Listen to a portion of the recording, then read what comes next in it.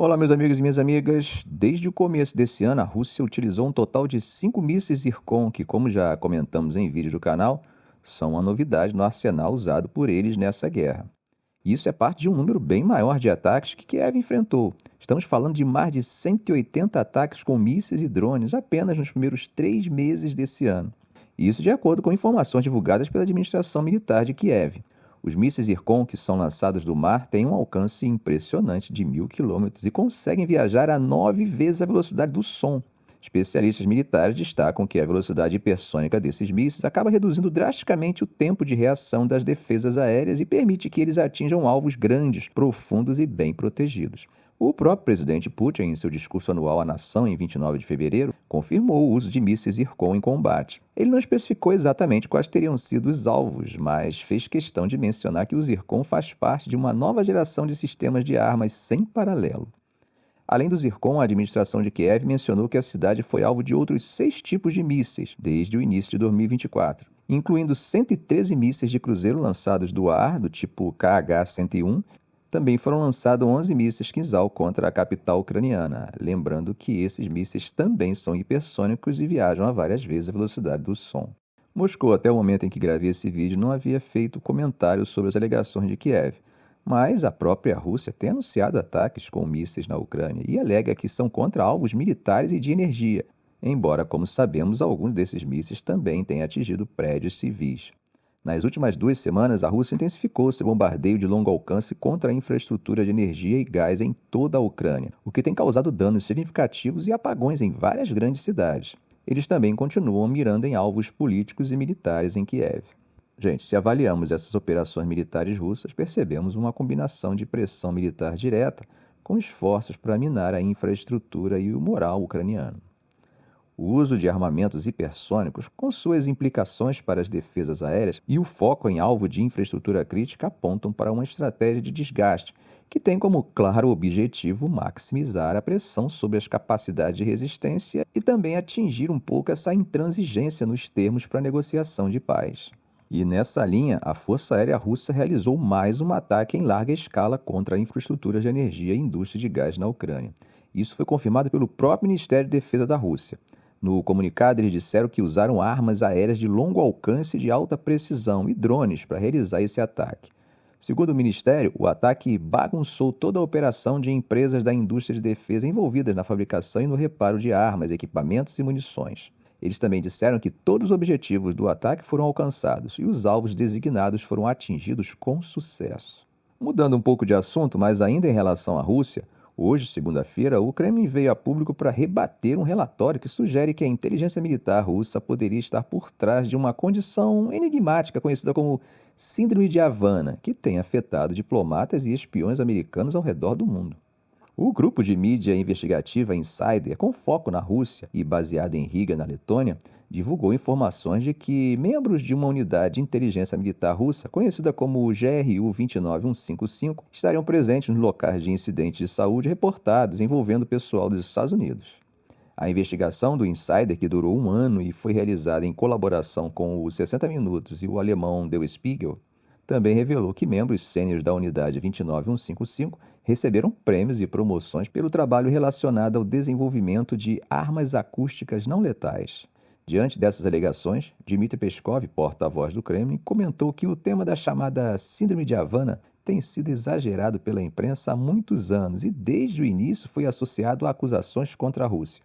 Mas ninguém nunca publicou ou expressou qualquer evidência convincente dessas acusações infundadas. Uma investigação da inteligência dos Estados Unidos, divulgada no ano passado, disse ser muito improvável que um adversário estrangeiro fosse responsável pela condição reportada pela primeira vez por oficiais da Embaixada dos Estados Unidos na capital cubana, Havana, em 2016. Os sintomas incluem enxaqueca, náuseas, lapsos de memória e tontura. O relatório do Insider sugere que o primeiro incidente de sintomas de Síndrome de Havana pode ter ocorrido antes de 2016, apontando que ataques prováveis ocorreram 2 anos antes em Frankfurt, na Alemanha, quando um funcionário do governo dos Estados Unidos foi nocauteado por algo semelhante a um forte feixe de energia. Bom, gente, saindo das conspirações e das hipotéticas atuações da espionagem internacional, vamos dar uma olhadinha no recente relatório, ou melhor, na nota da Força Aérea da Ucrânia sobre sua atuação na última noite, que foi marcada por ataques russos.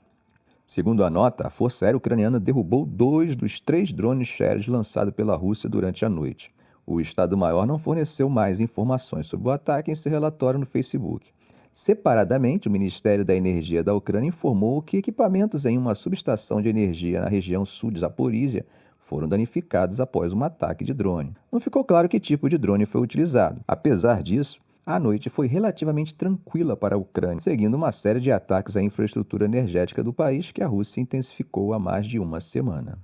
Enquanto isso, na Ásia, temos alguns relatos que trariam alguma luz sobre as expectativas de Taiwan sobre a possibilidade de uma invasão chinesa. Isso mesmo, a presidente de Taiwan, Tsai Ing-wen, está no centro de um redemoinho de boatos que começaram a circular em 2021 e ganharam força novamente às vésperas das eleições gerais de janeiro de 2024 na ilha. Reza a lenda, ou melhor, um relatório não comprovado, que Tsai tem um plano de fuga que envolve um avião dos Estados Unidos, caso estoure uma guerra com a China. E não para por aí. Há histórias de que ela distribuiu passes de fuga VIP para os seus confidentes. Essas histórias, que soam mais como um enredo de filmes de catástrofe nuclear, foram alimentadas em Taiwan por veículos de mídia estatais chinesas. E isso segundo análise encomendada pela Reuters ao Centro de Pesquisa do Ambiente Informacional, o IORG, uma ONG baseada em Taiwan. A análise do IORG aponta que a história de que Tsai planejava fugir caso a guerra eclodisse e que os exercícios militares de Taiwan eram ensaios para essa fuga teve origem em uma fonte controlada pelo Partido Comunista Chinês em junho de 2021 e foi rapidamente espelhada por outras fontes oficiais de notícias chinesas. Taipei já negou esses relatórios várias vezes, afirmando que são falsos. Bom, o governo não detalhou publicamente seus planos caso realmente aconteça um conflito. A Reuters não conseguiu determinar de forma independente a existência desses planos de fuga. A IORG, formado por cientistas sociais e analistas de dados, financiado por instituições acadêmicas e organizações apoiadas financeiramente por Grã-Bretanha e Estados Unidos, encontrou mais de 400 histórias retratando os exercícios militares, incluindo os treinamentos anuais Hankuang, como ensaios para a fuga da liderança de Taiwan. Segundo a IORG, isso parece ser uma tentativa concertada de Pequim para minar o Partido Democrático Progressista, que está no poder. Bom, gente, agora fazendo um link entre o Oriente Médio e a Rússia, chegam notícias de que o Irã teria alertado a Rússia sobre a possibilidade de uma grande operação terror pontim-pontim em seu território, isso logo antes daquele massacre que aconteceu na sala de concertos perto de Moscou, que nós falamos na semana passada. 3 fontes informaram à imprensa que o Irã, que nós sabemos que é um aliado diplomático, compartilhou informações de inteligência com a Rússia sobre o ataque iminente. Veja o que disse a fonte. Dias antes do ataque na Rússia, Teherã compartilhou com Moscou informações sobre uma possível grande operação terror pontinho-pontinho dentro da Rússia, que foram adquiridas durante interrogatórios daqueles presos em conexão com atentados mortais no Irã. Uma segunda fonte que pediu anonimato devido, é claro, à sensibilidade da questão, disse que as informações fornecidas por Teherã a Moscou sobre um ataque iminente não continham detalhes específicos sobre o momento e o alvo exato, mas que os militantes presos teriam sido instruídos a se prepararem para uma operação importante na Rússia. Um deles disse que alguns membros do grupo já haviam inclusive viajado para o país.